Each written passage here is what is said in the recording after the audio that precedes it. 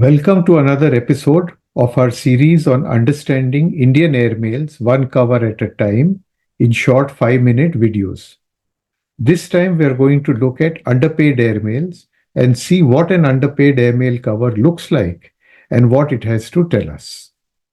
So it typically is a postal article that has insufficient postage affixed on it, and it's identified by the postal authorities, and there is often some kind of marking on the cover to indicate this deficiency. The mail could be underpaid for a variety of reasons. It could be that the postage rates have changed, or it could be the weight calculation was incorrect. And it could be treated in different ways by the postal authorities, and we will look at some of them here.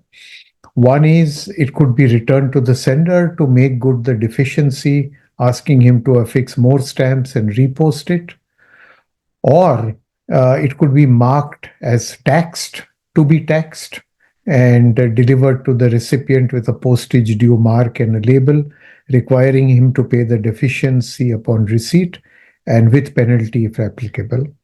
Or if the letter rate, surface letter rate has been paid and the air fee is insufficient, then it may be sent by surface instead of by air and not be taxed. So for philatelists, this can be a very interesting subject of study and a subject of collecting. The complexity, postal markings and labels they often carry make for very, very interesting study. So let's take one practical example in this video. We have here this cover, and the two most common things that we are used to seeing are this franking. So here we see the Indian postage stamps, two of them, 1 anna 3 pi and 6 anna, adding up to 7 anna 3 pi, and they're cancelled Wellington. This is a small cantonment town in the Nilgiris, South India, 22nd December 1935. And we see the blue airmail etiquette, which says by airmail par avion, to indicate that the letter is intended to travel by air. Now, what we also see is this pencil 1/5 on the top left. This tells us a few things.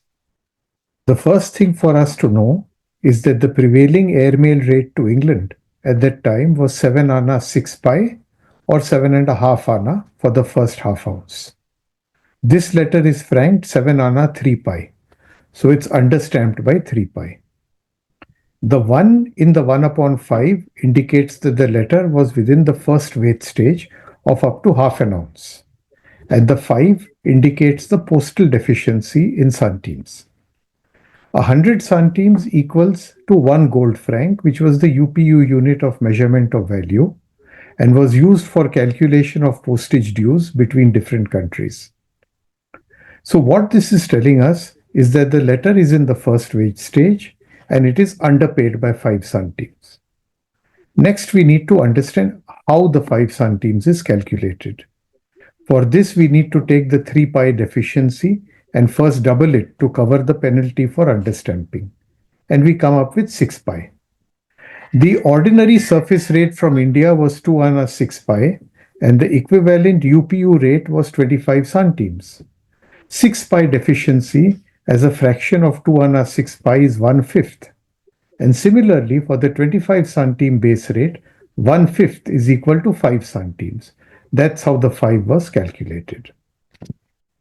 Then we look at the T marking. The T is tax. This is stamped at Karachi, which is from where the letter was flown by air out of India. So the Karachi post office marked the T on it and wrote 5C up there, telling the receiving post office that this must suffer a 5 centimes tax. So when this letter arrived in England, it received the what is shown as number 5, the black hand stamp, half a penny with the ISK mark up there, which is inland section mark. So the half D is the postage due to be collected, the halfpenny to be collected upon arrival in England from the recipient of the letter. Now, how is this halfpenny to be calculated? Again, the same way, the base letter rate, the empire rate was 2.5 pence. So if 2.5 pence is equal to 25 centimes, 5 centimes is equal to a halfpenny. And that is what was to be calculated.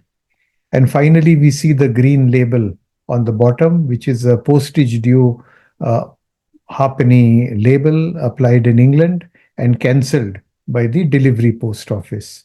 So this completes the entire journey of the cover, right from the time it was posted in India with deficient postage, how it was marked in India, how it was calculated, marked in Britain, and finally collected from the recipient. In conclusion, it's not a simple piece of mail and reflects the complexities of the postal system.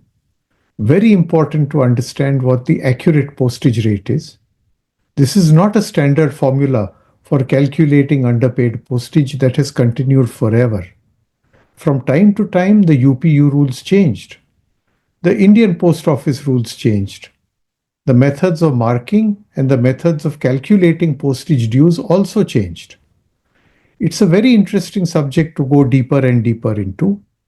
The idea of this video was to give an introduction and an overview. I have listed here some resources for additional reading and reference for those of you who are interested.